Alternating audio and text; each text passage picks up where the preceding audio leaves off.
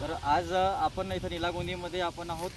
जसं आपण ह्या ठिकाणी याच्या आधी पण जवळ दिसतो, याच्या आधी पण ह्या ठिकाणी आपण हे शेतीशाळा आयोजित केली होती आणि श्रीपतीने इथं धानाची रोवणी केलेली होती. आपल्याला माहीत आहे भात पिकाची रोवणी केलेली होती. त्यावेळेस आपण म्हटलं होतं की याचा आपण उत्पादनाचा पण आपल्याला व्हिडिओ आपण दाखवणार आहोत. याच्याप्रमाणे इथं साधा धान आहे, हा हायब्रिड धान नाही आहे, आपला संशोधित धान आहे.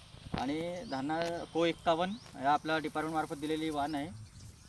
तर याचं उत्पादन आता आम्ही जे आपण दाणे, तुम्हाला म्हटलं होतं की आपण शेतकऱ्यांनी दाणं मोजायला पाहिजे आपल्या लोंबीमध्ये. तर साधारणतः सर्वसाधारण शेतामध्ये 200पर्यंत दाणं आम्हाला मिळालेले आहेत.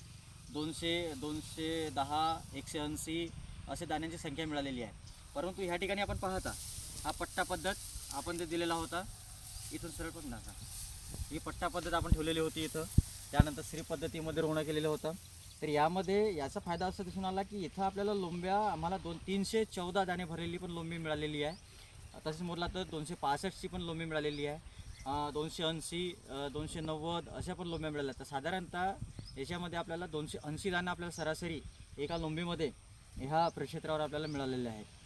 तेच आपण साध्या पद्धतीने जेव्हा रोवणा करतो, दाट रोवणा करतो, तर त्याच्यामध्ये आपल्याला 200, 210पर्यंत फक्त आपल्याला दाणे मिळतात साध्या धानामुळे. तर साधारणतः इथं 70 ते 80 दाणे आपल्याला जास्त मिळतात एका लोंबीमध्ये.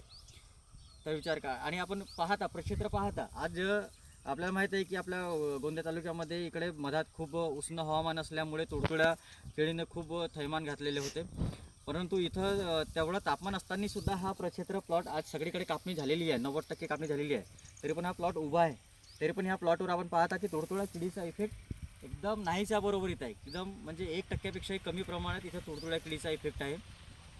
म्हणजेच आपण जे पट्टा पद्धत सोडलेली होती, पट्टा पद्धतीमुळे या पिकाला फायदा झालेला आहे.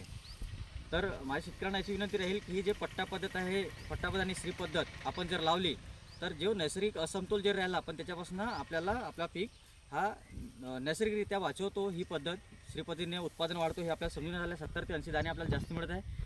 तर अशा प्रकारे शेतकरी आपल्यासोबत आहेत, त्यांनी पण दाणे मोजलेले आहेत. आपण त्यांना पण विचारू. नमस्कार जी. नमस्कार जी. सुलाखे जी आहेत, हे तुम्हाला आपल्याला धान्याचं वजन किती आहे, धान्य किती भरले त्यांनी आता प्रत्यक्ष मोजलेले आहेत ते आपल्याला सांगतील. आपल्या शेतामध्ये जो लावलेले आहे धान, याच्यामध्ये 300, 350 दाणे आलेले आहेत. त्याने भरपूर आहेत ना, पूर्ण भरलेले आहेत. आणि मावा तुडतुडा पण नाही आहे. या पद्धतीने लावले होते. सरांना सांगितले आम्हाला की या पद्धतीने श्री पद्धतीने लावायच्या, कशा लावायच्या, ते पण पूर्ण आले. आपल्या शेतामध्ये येऊन सरी आम्हाला सांगितले की म्हणे 8 दिवसाची खारा लावा, 8 दिवसात ते 10 दिवसामध्ये चिखल मचून सरी एका दिवसाच्या अंतर लावा. त्या पद्धतीने आपण सगळे लावले. त्या पद्धतीने आपली धान चांगले उत्पादनमध्ये आलेली आहे. डेमो टाईपचे केलेले आहे. तर बघू शकता.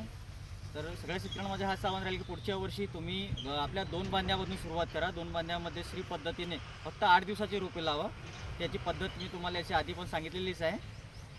तर